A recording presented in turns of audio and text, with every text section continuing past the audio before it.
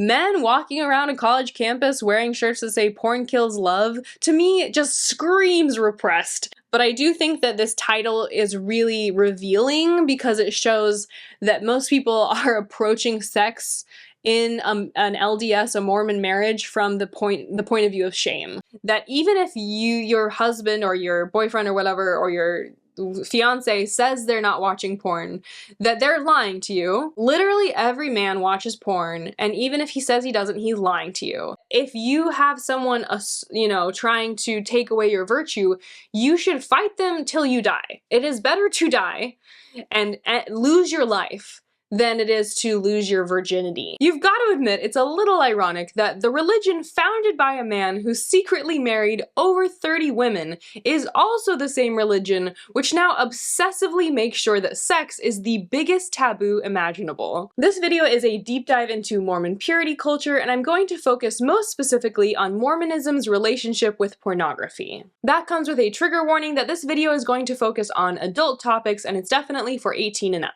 Also, it goes without saying that I am not a professional in this field. These are my points of view. I'm going to be sharing what I learned during my research. I'll put all the links down below, and I definitely encourage and suggest looking through the links and doing your own research on all the information I share. This subject feels really important for me to talk about because I think in many ways, sex and chastity and purity and virginity were things that were used to control me and really impacted the way I viewed myself as a woman. And it's actually very hard to find people, specifically women, talking about these subjects candidly because it's still something that's very taboo to talk about. This actually is an entire chapter in my book, How to Leave the Mormon Church. It felt like it's such a central aspect of leaving the church and kind of deprogramming all of the stigmas you've allowed to come into your brain about this subject, and so that's another reason I wanted to make this video. There are a few things that Mormons hate as much as pornography,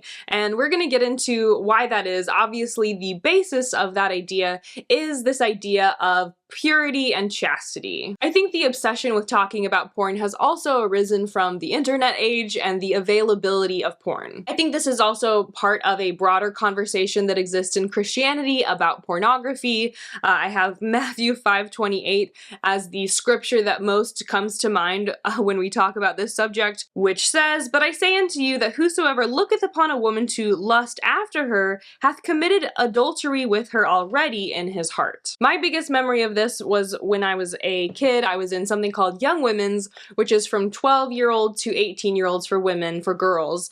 And often there's a thing that happens where the members of the bishopric, the male bishopric, will come and visit the female classes to impart wisdom as the patriarchs of the ward. And keep in mind, this never happens where the women go visit the young men. The Relief Society president never goes to go visit the young men and talk to them about important subjects. This only happens where the men, leaders, come and visit the girls to impart wisdom. And during one of these all-important meetings where the bishopric comes to speak to the women, a member of the bishopric, for whatever reason, we were talking about chastity, and he was sharing that when girls are immodest, it causes boys and men to have impure thoughts. And essentially that when this happens, that boys and men picture girls naked. It's basically like if you are wearing a tank top or showing your shoulders or showing above the knee, that the male brain is just programmed. I remember him explaining this almost like it was science, that the male brain is programmed to immediately picture that girl or woman as naked. I remember when we had this conversation, I immediately felt my fingers twitching to just want to pull my make sure my shirt was fully down on my shoulder, make sure my skirt was fully down across my knee. And keep in mind, I would never have been allowed to go to church in anything other than the most modest clothing imaginable. But it's hard to listen to an adult man talk like that as he's carefully looking around the room at each individual girl. It's hard to hear him speak like that without immediately feeling like he's doing that to you. I think my frustration around conversations like this also always came from the idea that Everyone has agency. We learn about agency so much. Free agency is a huge aspect of Mormon belief, that we all have the ability to choose. And this conversation, and what the bishop said, this is echoed through in my experience throughout growing up in the church, that men in this one instance have literally no control over themselves. And suddenly, even though men can choose many things, as soon as a woman is wearing immodest clothing, the man literally loses free will. And now his free will is pinned on the lapel of the woman as the one who is forcing him into having these thoughts. And I think it felt so frustrating, not just from I'm being treated as an object and I'm being treated as the person who's forcing sin on someone else, but it also, just from a doctrinal perspective, felt really frustrating to hear that actually men don't have the will to choose. Men are programmed differently, which is why it's on the woman. It's the responsibility of the woman to make sure she's dressed in such a way that she's not going to force sin upon him. And I just can't think of any other doctrinal instance where someone else forces sin upon another person in a way that the woman is blamed for the sin and not the man, which is literally the definition of rape culture. I think that's another reason why a conversation around porn feels so important to me, because don't get me wrong, I do think we're gonna get into it, there are a lot of issues with porn. I completely agree with that, and I would like to speak to those as well. But for me personally, the rhetoric around chastity and purity and virginity had such a greater impact on my life personally than I've seen pornography have as a negative impact upon my life personally, that it feels like to not acknowledge that those messages are actually, in many ways, I think, more damaging to women than pornography is to women, feels important to note that there's a balance here, right? Porn definitely creates and does damage, but also the talk about virginity and the talk about modesty culture also is inherently quite damaging. As you can tell from what we've covered so far, growing up in the church made sex a complete mystery to me. It was taboo, it was shameful, and it was sinful. And I was taught growing up that premarital sex was literally the sin next to murder. It was very hard for me to hold that idea in my head while also knowing that someday I should make a ton of babies, and as long as I was married, I should be sure to satisfy my husband in every single way. It was only after I left the church that I was able to begin to destigmatize sex and to embrace loving myself unconditionally. That's why I'm so excited to announce this week's sponsor, Nancy. This packaging is so beautiful. Nancy's toys and guides are designed to make self-pleasure a little bit less scary and a lot more fun for everyone. There are two toys I wanted to show you. This is Uno. Uno is a simple and beautiful personal massager designed for beginners. The Lem is a perfect, zesty new playmate for intimate moments, and it has amazing suction.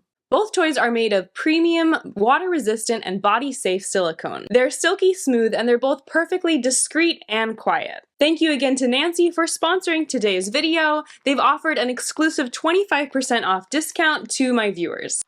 Head over to hellonancy.com/Alyssa25 and use Alyssa25 to get your 25% off discount. The law of chastity is also part of the temple recommend questions. When you are going to go into a Mormon temple, you have to go to your bishop or to your stake president and answer a lot of questions about your worthiness to go into the temple. And chastity is part of these questions that you should ask specifically. Do you live the law of chastity? And in one of the list of the temple questions I found, they did list that you should underneath, as kind of a subsection of the chastity question, you should ask specifically about if they've watched porn, or do they watch it, or how regularly, etc. From what I can tell, it may just be a specific question they ask Mormon missionaries before they're allowed to serve. So here's the page where I found under worthiness and testimony, they have all of the typical temple recommend questions, but they also, underneath the law of chastity,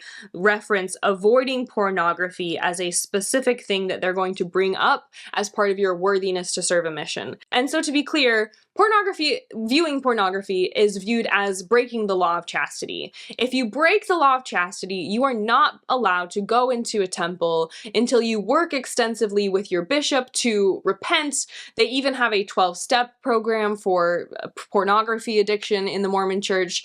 And so porn is viewed as a thing that if you are participating in it, you can't go to the temple. And keep in mind, in Mormon belief, if you can't go to the temple, you can't essentially be with your family in the afterlife if you're not a worthy temple recommend holder. And so in some ways, your eternal salvation does actually hinge on your, whether or not you're watching pornography. And so to make it part of the temple recommend questions, because also, even if it's not just Mormon missionaries, bishops can dig in a little bit more specifically and ask more specific questions. That's definitely been recorded as a thing where they're not necessarily sticking to the script, because if bishops are prompted to lead the conversation in a different way, they can ask anything off script and it's still kind of encouraged, because the bishop is meant to have the gift of perception, so that if he wants to say, okay, you said you live the law of chastity, but do you masturbate?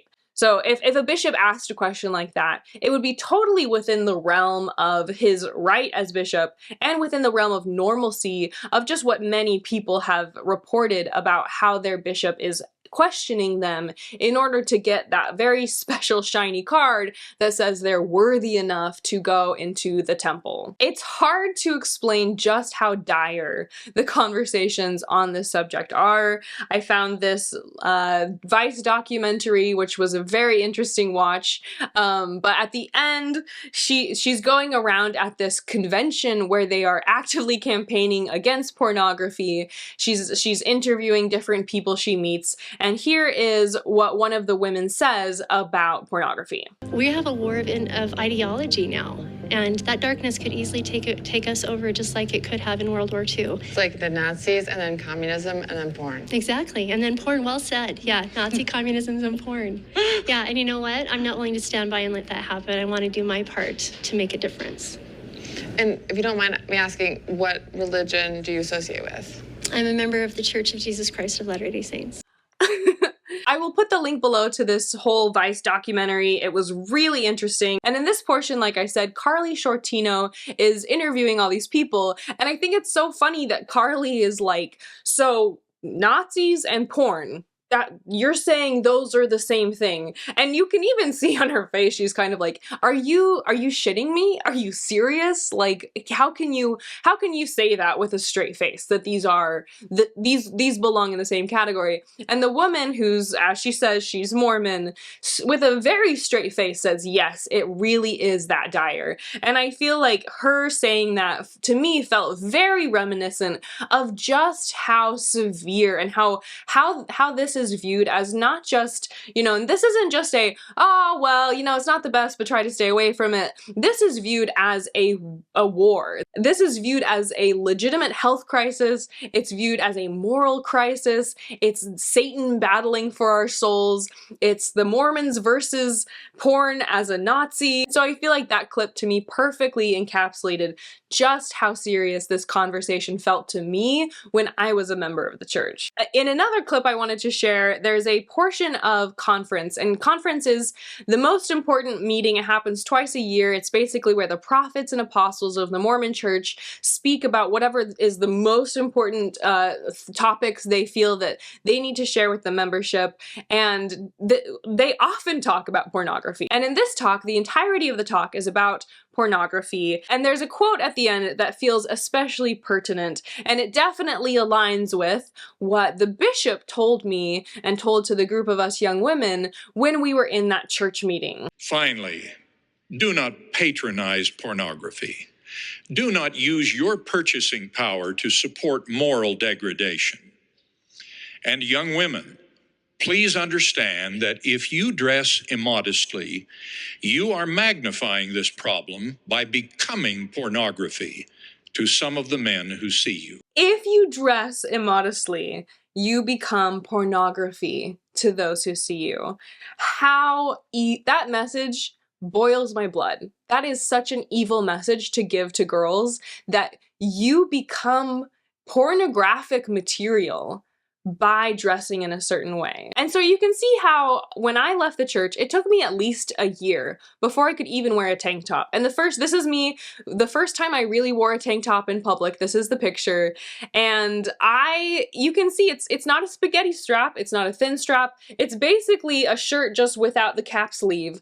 And wearing this shirt, and even these pictures, I've referred to them as my Mormon nudes, because it felt to me like, by dressing this way, which you can see I'm pretty much fully covered, I'm just wearing a very still quite modest tank top. The existence of these pictures felt to me so scary and exciting too. You know, it was exciting to try this for the first time, but this was basically almost a year, more than a year since I had left the church, that I was finally able to wear something like this in public, because I think I felt so much shame. I felt tremendous shame around the existence of my body, just its mere existence. And even going into public and showing a tiny bit of my shoulder, to me felt terrifying. That's another reason why people are so mad about the new garments they just released that will allow women to wear tank tops, because we grew up, women like my age, we grew up with messages that when you dressed immodestly, you're basically porn. You're the same as porn, and porn is the Nazis, you know? So it's a very steep fall. It's a quick drop off. And that's another reason I wanted to make this video, is I mean, most of my subscribers, I think maybe 60 or 70% are women. And I think more women just need to hear the message that that's not true, that they're lying. And anyone saying stuff like that, that's not a good man. I refuse to believe that that man is moral, that he is good. If you believe that about women, you are evil. You have been taught a lie, and now you're choosing to perpetuate a lie. And women's bodies are not inherently evil, and choosing to wear a tank top doesn't make you pornography, and it doesn't mean that you're worthy of having men leer at you, shout at you, accost you, or sexually assault you, or sexually harass you. That's a them problem.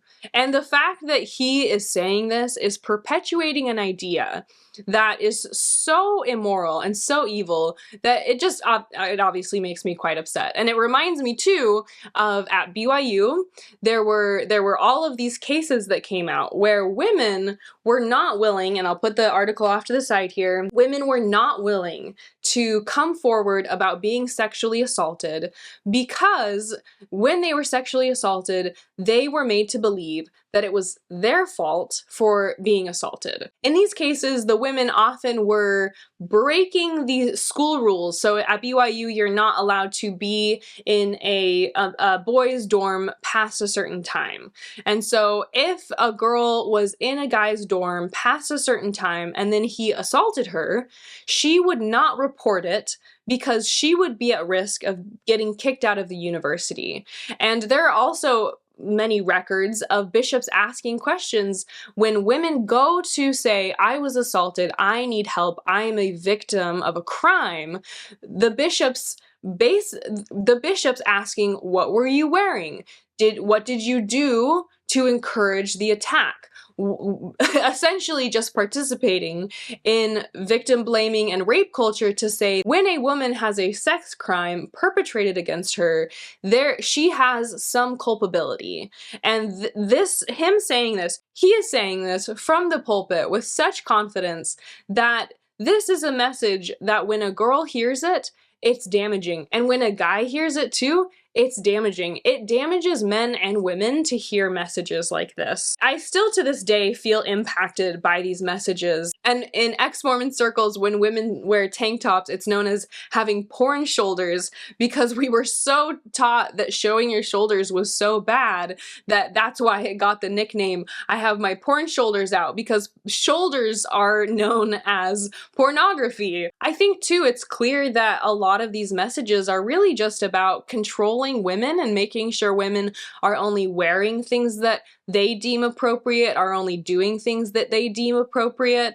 And I feel like when I was raised in the church, my virginity felt like an actual physical commodity. You know, virginity is something that can be lost and can be taken and can be removed, or do you have it or don't you have it? And this is all just a total construct, right? The idea that a woman loses value after having sex is just erroneous. You know, women can have sex and the next day wake up and go to work and go on to be, you know, totally normal functioning members of society, just like men. The word virginity is almost never anchored to men. Men don't really have virginity and then don't have it. I know that theoretically virginity still applies to men, but you never really hear virginity talked about as men having it or not having it in the same way that you hear the conversations about women very much having it and being pure, and a virtuous woman is worth rubies or whatever, and then suddenly you're a whore and you're dirty and you're a chewed piece of gum and you're a licked cupcake. These dichotomies of virgin to whore are almost never placed upon men in the same way they are very much shoved upon women. I found another video from a YouTube channel called Saints Unscripted, where they are talking about, the title of the movie, of the YouTube video, is Mormon Chastity, Sex, Porn, and Masturbation. 3 Mormons. The title almost sounds like it's going to be a porn itself, but it's not. It's a conversation about why chastity is so important. Let's watch the intro to the video. You'll never regret being chaste and virtuous. It's not a thing you'll ever regret, and if you think you will, you're wrong. And you know what? If you're Googling something you shouldn't be Googling and you got us instead, keep watching. You probably need it. Yeah, because Shelley's face is a lot more beautiful than those weird Google searches. A lot more beautiful. I'm sorry, are they comparing her beauty to porn stars? What? Oh my gosh. Any video you can find from Mormons talking about this is so awkward. You can just tell that they feel awkward about making it. And I feel awkward making this video, but the reason I feel awkward was because I was programmed to believe that talking about this, even talking about it, means you are immoral. And so that's why I feel awkward personally. I think it's interesting that she says you will never regret it, and you will never regret being chaste and virtuous. And it's interesting to hear her say you'll never regret it when we see, in The Secret Lives of Mormon Wives, how these women were married at 18, married at 19, some of them married very young, immediately had tons of babies, and now are dealing with the very real impacts of what that means for their lives. Layla is divorced, several of them are divorced. They're in unhappy marriages with very controlling men who view them almost, to me, seems like view them as property. And this idea that you'll never regret being pure and virtuous and getting married before having sex, if you want to see someone refute that, you can just watch The Secret Lives of Mormon Wives, because these teachings that you should never live with someone before you marry them, you should never even have more than a quick peck on the lips, never French kissing even, before you're married, these have real human impacts. And I think that you can see those in a lot of unhappy marriages of 2 people who get married after knowing each other for a couple months. They immediately have children, often in poverty or near poverty, and when they're 40 or 50 end up getting divorced and feeling like their entire life was spent on a mission that was spoon-fed to them since they were a child. I think the impact of purity culture and this willingness to just say you will never regret being part of purity culture is really to just ignore the resentment and the divorce and the lack of sexual experience and the lack of happiness that can come from what purity culture does to people. I think this is the funny part about Mormon missionaries too. The idea that we're taking life advice from 18-year-olds, it's a little hard to take them seriously, because what can she really know about if she, even her personally, is going to regret the life choices that she's mostly making as a result of her parents teaching her. Most of my choices I made even through my early 20s, were a result of the conditioning and programming and teaching and indoctrination that I had as a kid growing up in the church. So it's really hard to listen to a young person talk about the church with any level of sincerity, purely because they are just spouting the pre-fed lines that they were taught from their church leaders. This you will never regret it energy reminds me of me in my interview I did right after I returned from a Mormon mission. Here's that clip. To any sister missionary, I would just say, I love missions. They're awesome. And if you are thinking about going on one, you should go. Don't even wait for an answer to your prayer. I'm just kidding. You should wait for an answer to your prayer, but you will never regret it. You will never regret it. All these young people saying, just do it, you'll never regret it, it's almost like me and her were raised in the same church with the same messages about this is a zero-sum game. You will never regret listening to the words coming out of my mouth, and you shouldn't even stop to question if this is right for you. Before we continue, just a quick reminder to like this video, click the bell to get notifications for when I post a new video. I have a new video every Friday. Usually, I'm a little off track this week. Coming up in the next few videos, I'm going to talk about why there are so many Mormon authors, fantasy authors like Brandon Sanderson or Stephanie Meyer. I'm also, my other video is going to be my experience in a Mormon temple, sharing more of the specific stories about what it was like for me the very first time going through the temple. So don't forget to subscribe if you want to see that, and drop a comment if you have any stories or personal experiences for how you felt like the church fucked you up when it comes to this topic. Now, to be clear for a minute, it does feel really important to say that there are legitimate issues with having sex outside of marriage. There's legitimate issues with, risky sexual behaviors, or there's real issues with porn and watching too much of it, or what type of porn you're watching. There's definitely a lot of real issues. And it's the same as when I talk about being frustrated that I was raised to be a wife and mother, where people will say, what's wrong with learning to cook? Everyone should learn to make a meal. And of course, that is obviously the case. And even, same when I talk about how I was taught to not drink alcohol, people will say, well, alcohol is legitimately not great. DUIs are a thing. Your liver doesn't like when you drink. There's alcoholism. There's fetal alcohol syndrome. Like there's all these issues, right? All of these things, of course, come with risks. They come with things that you should be educated about, and you should have to struggle with and figure out what you want to do personally. I think that my issue is with the ultra moralization of these issues. If the message was just, hey, porn, that's a gray area, you need to do some research, you need to think about where you fit into this, it isn't great for certain people, so proceed with caution or don't proceed at all, but you should make an informed decision about your life.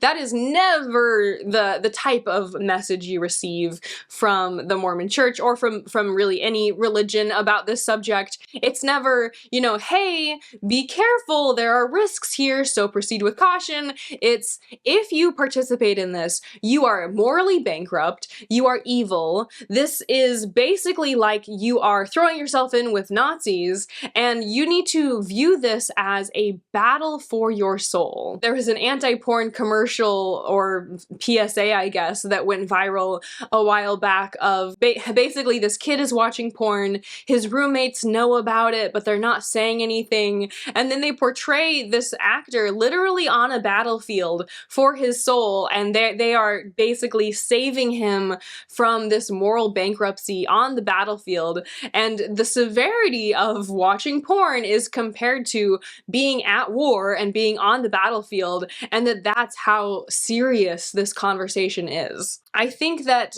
when we moralize something like alcohol or coffee or porn, it really creates a lot of repression. It creates a lot of misinformation, a lot of people who aren't able to just understand their bodies or understand the risks and make informed decisions. Instead, it's, hey, if you do this, you can't go to the temple, you can't be with your family in the afterlife, you aren't deserving of love until you repent, you need to talk to your bishop about this. And so it's never about information and making informed choices, which is what I feel very galvanized by, and which I feel like is at least a better option for people. It's always good, the battle of good versus evil, and where your soul falls in that battle. Now, this is a book I was asked to read before I served a Mormon mission. They've kind of phased it out, but I'm not that old, and I've talked to a lot of people who have read this book who are in their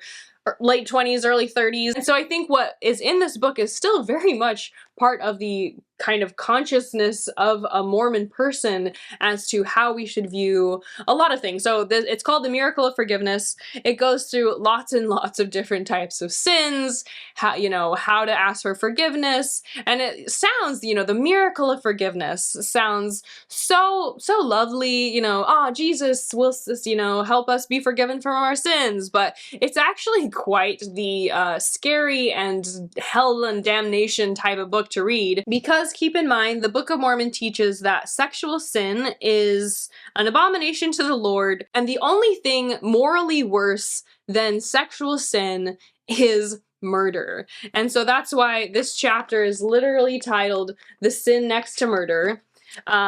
This just sounds so Jesus-y, doesn't it, already?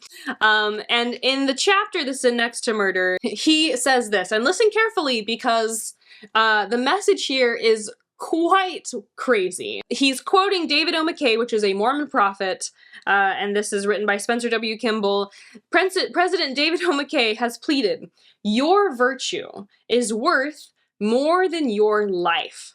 Please, young folks, preserve your virtue even if you lose your lives." And that is a book I was asked to read before my mission. So this isn't some archaic, long ago teaching that happened in the 30s. This is something I was asked to internalize as part of me going off to serve a Mormon mission. I have had a friend who was a member of the Mormon Church who was sexually assaulted, and they felt that because of what they were wearing when that happened, and that they didn't fight, this says that if you have someone, trying to take away your virtue, you should fight them till you die. It is better to die and lose your life than it is to lose your virginity and your purity. For my friend, these messages come with real consequences. These aren't just messages that just float into the ether. These are messages that when women hear them, they think to themselves when they get assaulted,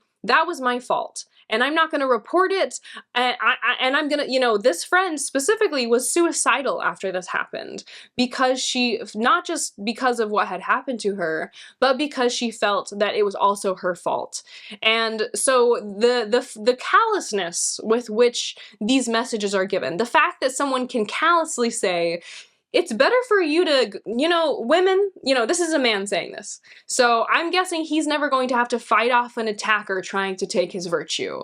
So it's awfully convenient to say to other people, you should die if you have someone trying to do this to you, rather than just allowing it to happen so you can get away with your life. It's awfully convenient and so courageous to offer the lives of other people at the name of keeping purity within the church. I think that purity culture in Mormonism, the biggest way it takes form for women is modesty and policing, what you're wearing, policing, never allowing a man to do something to you. That's, I think, definitely how it takes form I think that's definitely how it takes form for the messages to women. I think the form that it takes for messages to men is usually, I think, specifically, I'm not a man, but this is from my research and from what I've heard, is ensuring men never masturbate. And there is a pamphlet, which I've talked about before, called, I've heard it called the Little Factories pamphlet. The actual title is To Young Men Only. And it's all about how you should not masturbate to quote a section of it, it says, "This little factory," because this is the analogy, is that men have a little factory in their body. I'm sure most men wouldn't like for their penis to be described as a little factory, but that's what they choose to call it. This little factory moves quietly into operation as a normal and executed pattern of growth. When you move closer to manhood, this little factory will sometimes produce an oversupply of this substance.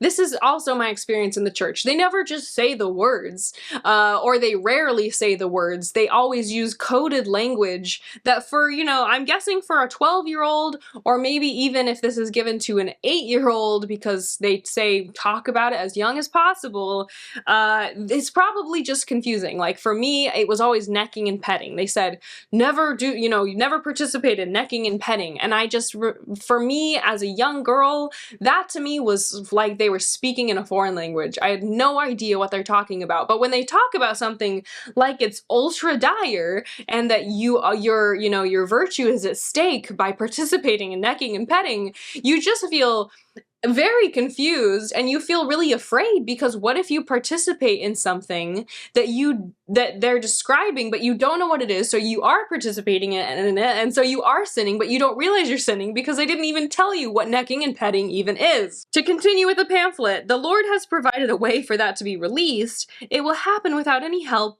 or without any resistance from you. Factory and automatic release work on their own schedule. The Lord intended it that way. Later it says, there is, however, something you should not do. Perhaps he is encouraged by unwise or unworthy companions to tamper with that factory. He might fondle himself and open that release valve. Even the word fondle, like, I don't know. I'm gonna guess that a lot of kids, you know, this is meant for young men. I'm guessing young teenagers don't even know what the word fondle means.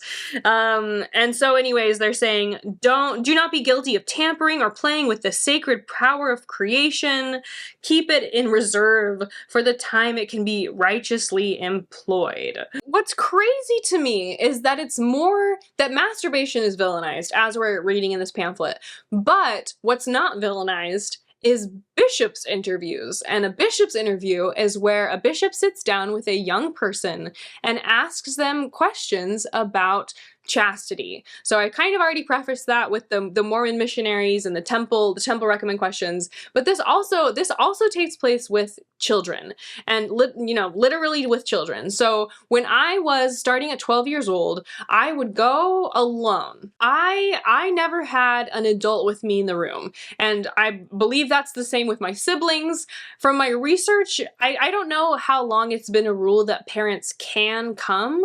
Currently, it seems that the guidance is that parents can come if they choose or if the child specifically asks, but the norm is that the child does it alone, that the child has the interview alone. This is what I saw. I've never witnessed parents doing the temple recommend with their kid. It was always the kid goes by themselves, and that was my personal experience as well. So while you sit down, across the bishop has his desk, and he asks you all the temple recommend questions.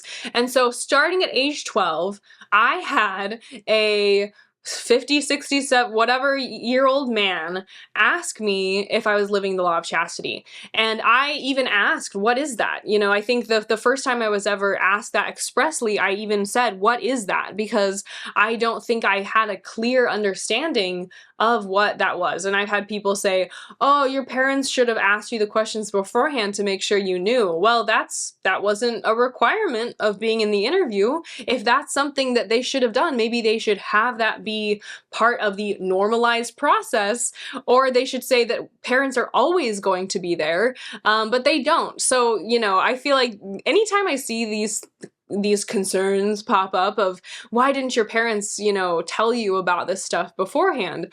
Well, maybe the system should be changed so that that's not even a possibility to begin with, that I wouldn't have known what the questions were going to be going into it. But I definitely had bishops ask me, and members of the bishopric ask me very specifically. I had an experience when I was a teenager of confessing basically a small, it wasn't sex basically being touched over the clothing on the chest. And I confessed that and had probably a 20 to 30 minute long conversation about what that was and who it was with and where we were doing it. Was it, was it in the car? Was it in the house? Like giving really excruciatingly specific details about this experience, me alone in a room with a man who probably, I would guess he was in his late 60s. And I felt that that was totally normal. Like that was the good thing. That was the normal experience. That was the righteous thing for me to be doing, and not just very kind of normal teenager experience that I had with the guy that I was dating at the time. And I raised that because I think it's an example of how skewed your perspective is of sexuality and sex, because I think it's actually way more immoral for a teenager to have to talk, especially a girl, to have to talk in a one-on-one interview with an adult man about if she's living the law of chastity. I think that's the messed up thing, and not the, the necking and petting, the making out, the becoming an adult, the developmentally appropriate experiences that teenagers have compared to what the church asks for children to talk about in their bishop's interviews. It also reminded me of just how many times, I had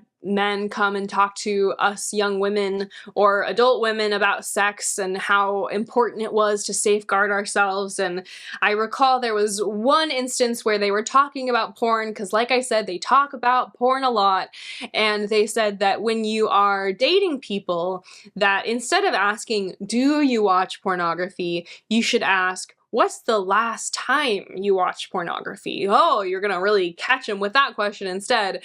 And I think that this, Mormon women are so afraid of pornography, which it's like the boogeyman. As a Mormon woman, the idea that, you're kind of told that even if your husband or your boyfriend or whatever, or your fiance says they're not watching porn, that they're lying to you. That question, don't ask them if they watch it, ask them how often they watch it. It obviously suggests literally every man watches porn, and even if he says he doesn't, he's lying to you. And I think that it just creates such a high level of distrust within relationships that men just fundamentally, if a woman is dressed immodestly and she becomes pornography, then that means you literally can never trust your spouse. And I think that I've seen that play such a horrible role in people's marriages, where you're sowing seeds of distrust from the very beginning. Fundamentally, men cannot be trusted because they are so weak that that if a woman is immodest around them, they can't control their thoughts. How, as a Mormon woman, are you really supposed to trust your spouse? You actually can't, which I think is really terrible, that they sow these seeds of distrust from such a young age that men cannot be trusted on this topic, that it just means you fundamentally will never be in a relationship with someone that you trust implicitly. And I think everyone deserves to be in a relationship where they trust their spouse, and that is the impact of this kind of messaging. I think the fact that the church often takes the conversation about porn not just to adults but to children as well is really crazy and interesting and weird to watch. Also in that Vice documentary, she has this picture book that she says is meant to, you're meant to start reading it to kids as young as 3. She says the number 3 as the age at which you should start reading this book about how to make sure you never see pornography. And the fact that you're telling 3-year-olds, she's saying you should teach your 3-year-old about pornography, is kind of insane to me. Also, Utahns, they never say pornography, they say pornography with an E, pornography. So it's just, I don't know, it's always it's such a Utah thing. It's like, instead of saying nails, they say nels, or like instead of summer sales, they say summer cells. But one of those little Utah verbiages is pornography, that always just made me laugh. Also, sex ed, despite so much conversation about sex had in the church, guess what Utah has as far as its rating for sex education. Drum roll, please.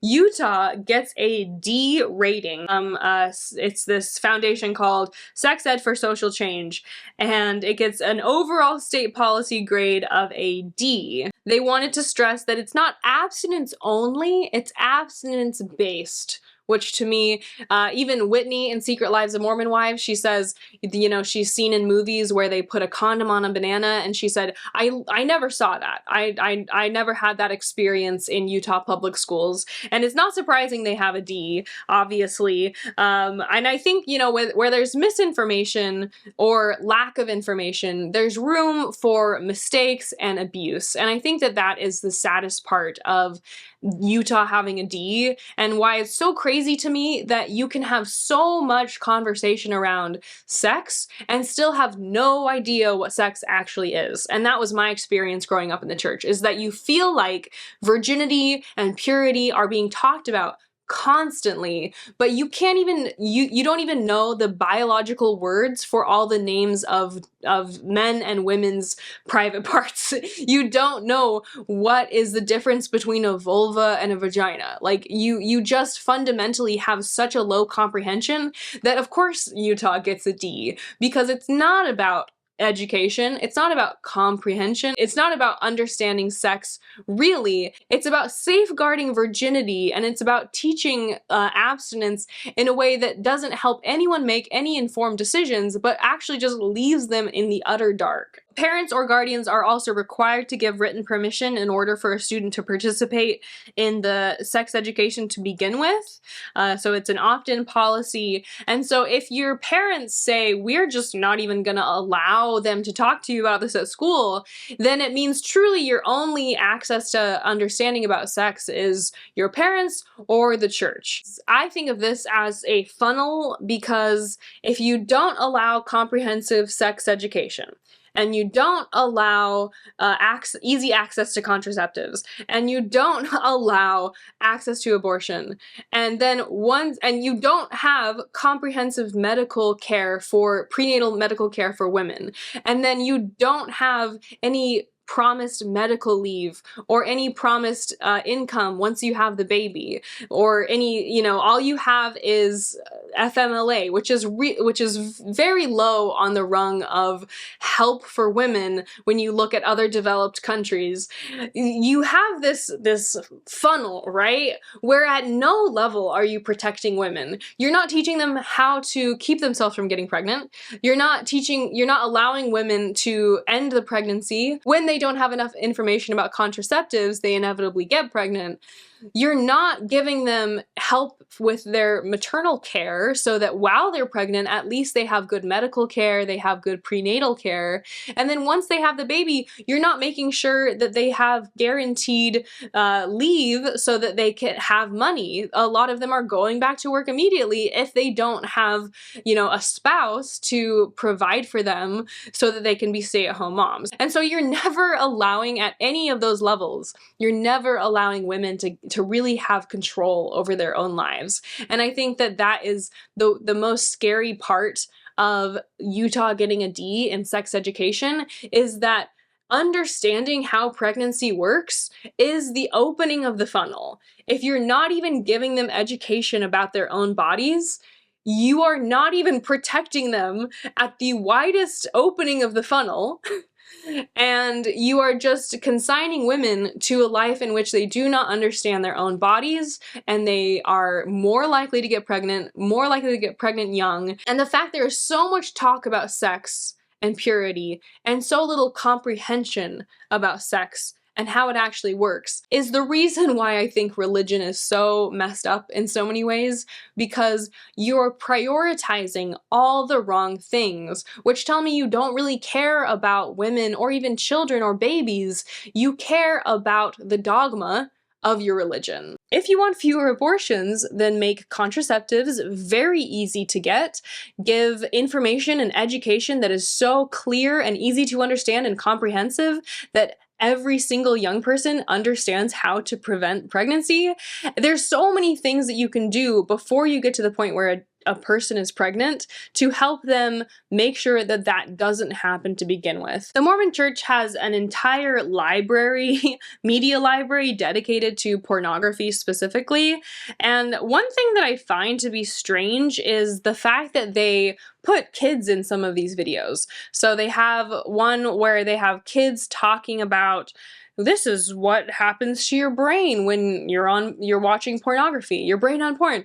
And they also have young men, teenage boys, talk about pornography in another section of some of the media they produce. And the idea that you would actually ask a child, a minor, to participate in the creation of some of this material to me is also so messed up. I can't imagine being a 12-year-old boy and being asked, can you speak to your experiences with pornography? Or to be, you know, in one of these videos of the one where they're talking about the brain, these kids look like they could be under 12. And they're being asked to read a script about why you shouldn't, you know, watch porn.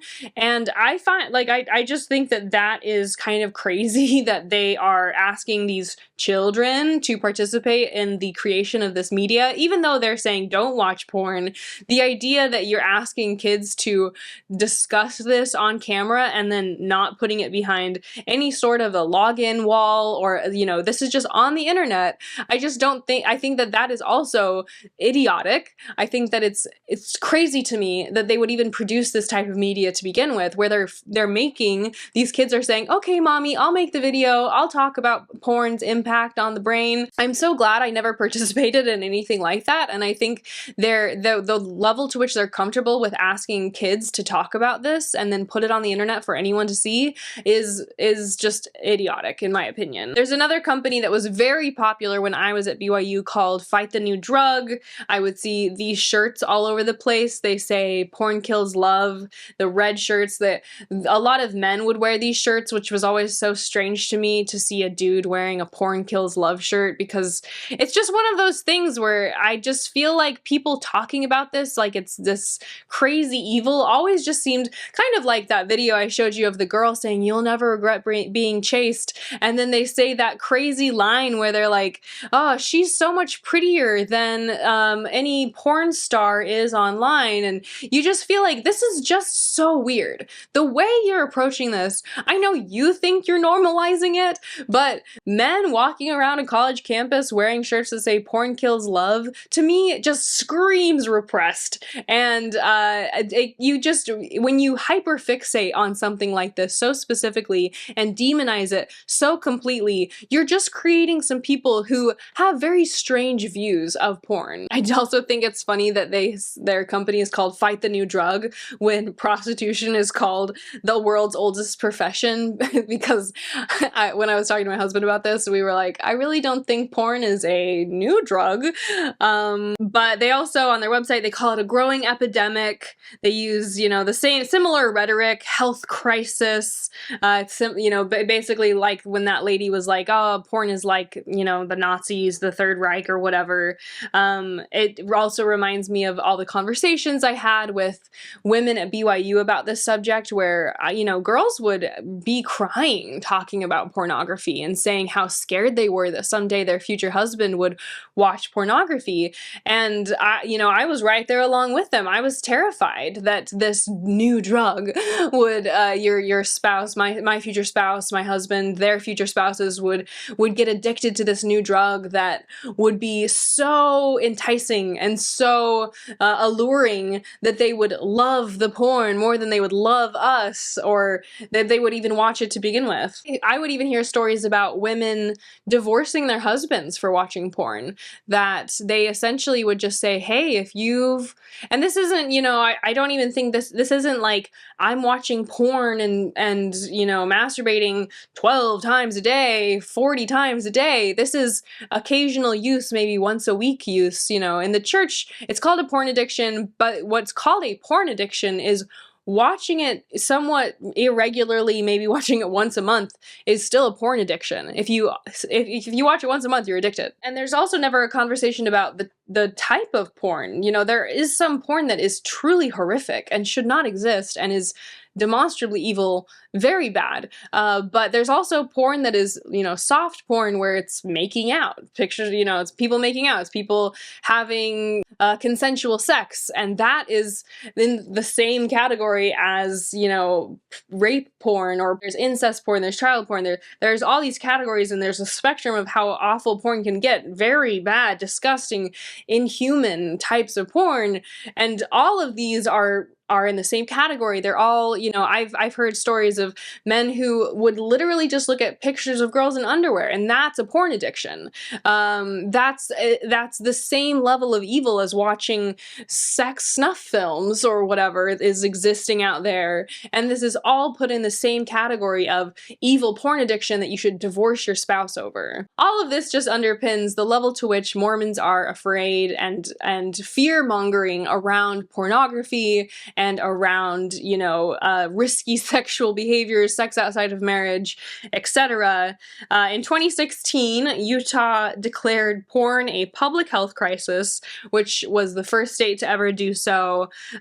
Basically, they said porn has a detrimental effect on brain function, contributes to emotional and medical illnesses, and it also fuels deviant sexual arousal. And basically, in my opinion, and many have said, that this is not a public health crisis. In Utah, this is actually just the Mormon Church having an outsized impact on Utah legislature and Utah lawmaking. It's funny to me too, because Republicans often get called the party of small government, but really they're just the party of small economic government, because they are, you know, more pro-capitalism, but they are also very interested in legislating laws around personal freedoms like gay marriage or abortion or liquor laws in Utah or porn laws in Utah. So even though they get called the party of small government, actually I think that they really like to legislate things that are very restrictive to people's personal freedoms. The American Psychological Association and the World Health Organization don't classify pornography as inherently harmful or addictive.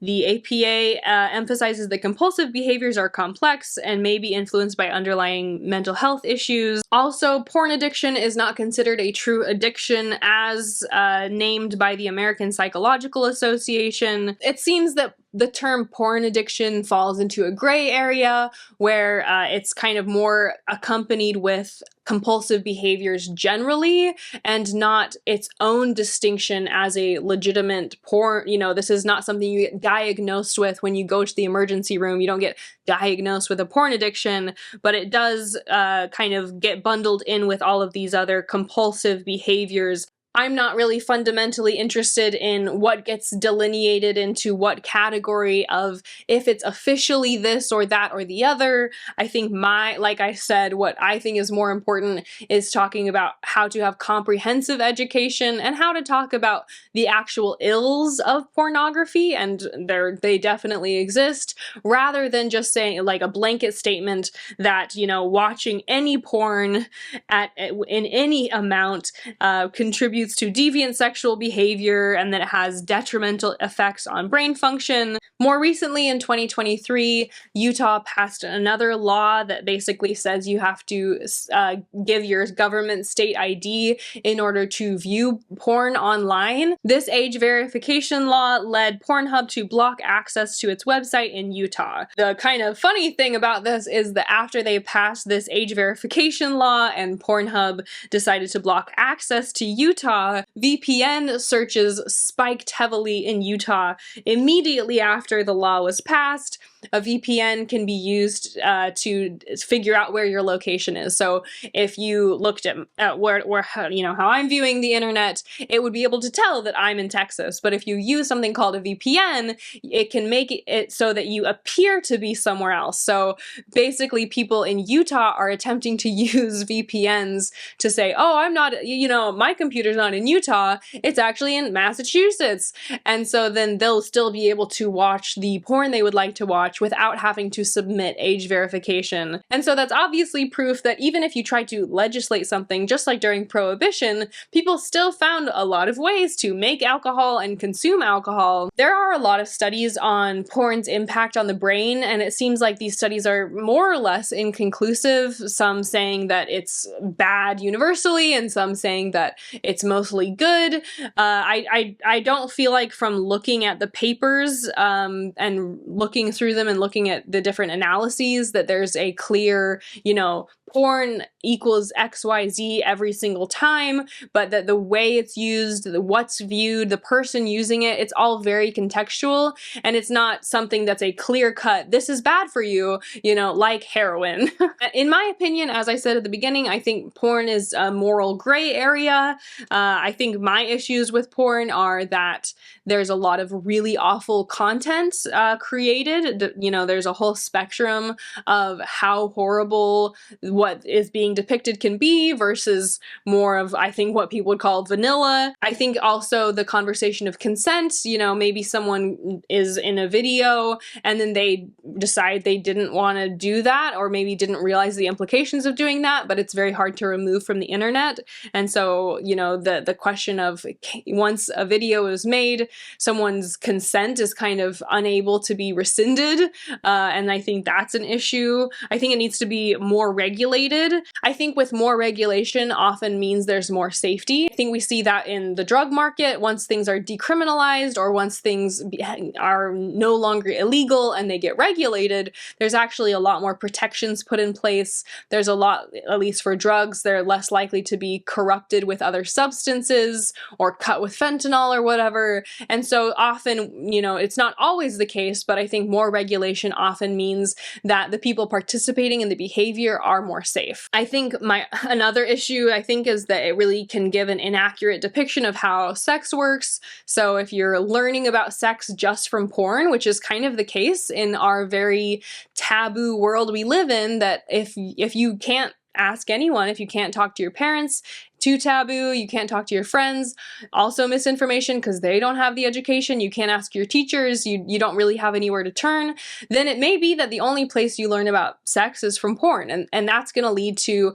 misinformation, that's going to lead to a misunderstanding of, men's pleasure, women's pleasure, the spectrum of pleasure. So I think that that's another big issue, is that if that truly is your only access point to understanding sex, you're going to have a lot of misconceptions.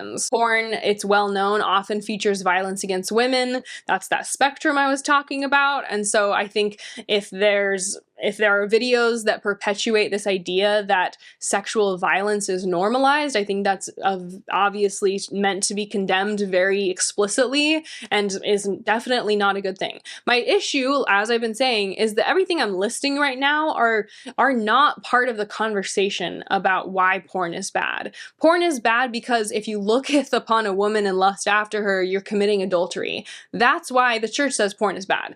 It's not none of these things I'm listing, which I think most even Mormons would agree, oh yeah, those are reasons porn is bad. But that's not what takes center stage. What takes center stage is merely Jesus doesn't want you to do this, and so you shouldn't, versus here are all of the comprehensive reasons that porn can be bad, and we need to work to legislate, and we need to work to normalize and to say these are things that are wrong and we need to fix it, rather than saying, oh, blanket statement, porn is evil, close the door, we're done. I also mentioned there's a huge problem with child pornography, incest pornography, even if it's not true incest porn. I think it's very common to see step siblings or step parent or whatever, and I think that those things are disgusting. That's kind of people pretending to be in incest porn, even though they're not actually related, they're just pretending to be related. I think all of these things really make people twisted, and I think they really twist human relationships. And if, as somebody who's currently talking on this subject, I would say that those are the things that should definitely be condemned as not, good, or as evil, or as something to definitely stay away from and to not engage with. I think those are the things that we should be talking about that deserve to be absolutely and fundamentally condemned. I think another reason why I call porn a gray area is I think of it similar to alcohol, where, I drink a cocktail from time to time. Sometimes I have a glass of wine at the end of the night. But there's also times I would never drink. Like if I was still a teacher, I would never drink a cocktail in front of my elementary school class. And even if I might drink on a weekend, or if I might have a night where I get a little bit more tipsy, I'm never going to slam 10 beers in an hour. I'm never going to drink 18 drinks a day. That's just a behavior I've just never participated in. I don't plan on participating in it. And so I think with something like alcohol, it's a good way to illustrate that you can participate in a risky behavior in a small enough way that you are mitigating risks. And I think that this conversation about risk mitigation is what is missing from this Mormon conversation, which is that you can participate in, quote, risky behaviors. I know that if I drink 3 or 4 glasses of this, or if I, 3 or 4 cups of coffee, it makes me really queasy. It makes me feel lightheaded. I have to drink a bunch of water. So even coffee, if I drink too much coffee, that's a risk, right? And there are a lot of risks in this world. If you have kids, if you get pregnant, you could have a lot of health risks come from that. Your baby could also have a lot of health risks.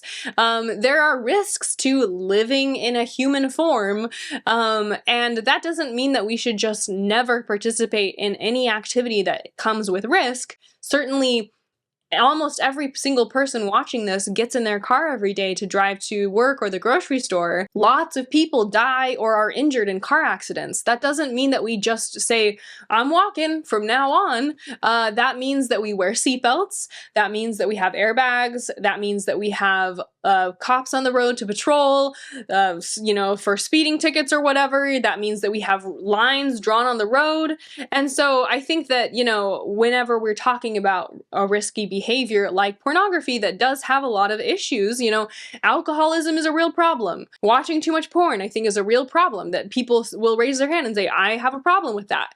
There are risks inherent in every behavior. That doesn't mean we should write them off entirely. It just means we have to learn to wear a seatbelt. It means we have to learn the time and the place. It means that we have to learn how to mitigate the risks, or to how to enjoy the benefits of the activity. Like, I really like drinking with my friends. That doesn't mean I drink all the time. That doesn't mean that I even want to drink all the time because it would make me sick. It just means that I've, through trial and error, have learned how to drink in a way that I enjoy, and to avoid the ways that drinking is gross or that I don't like. If I've had experiences where I've thrown up and been like, I never want to do that again. So I'm not going to. I think porn just falls in the category of don't be dumb, educate yourself, learn to understand yourself, mitigate the risks.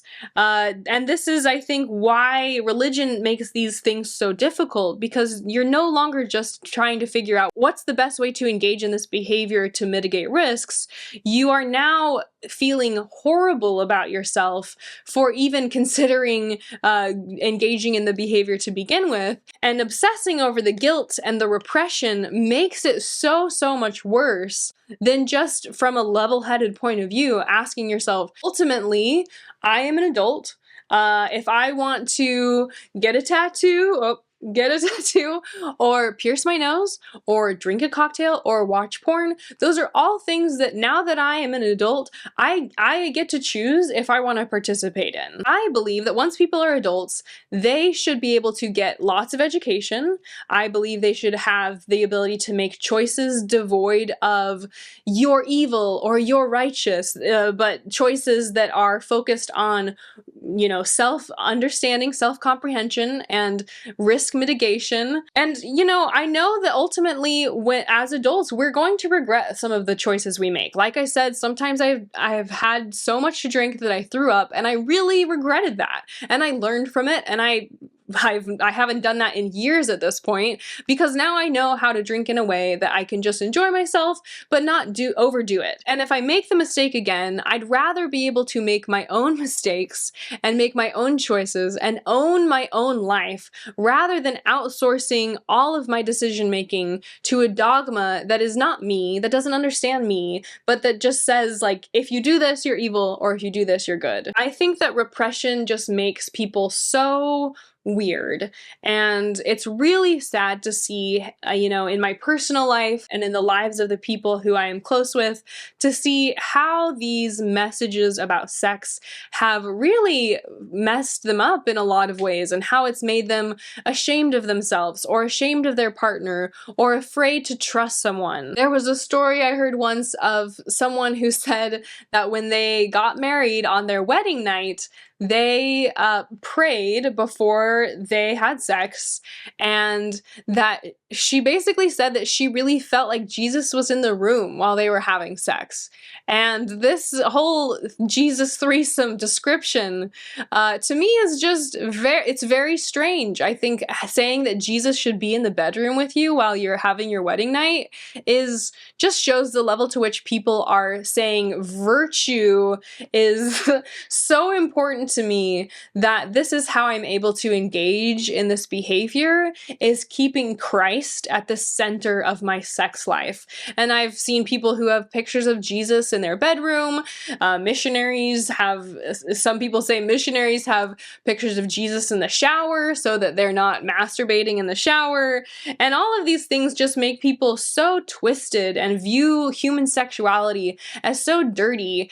I have heard someone say that, sex is so dirty, but then you should save it for the one you love.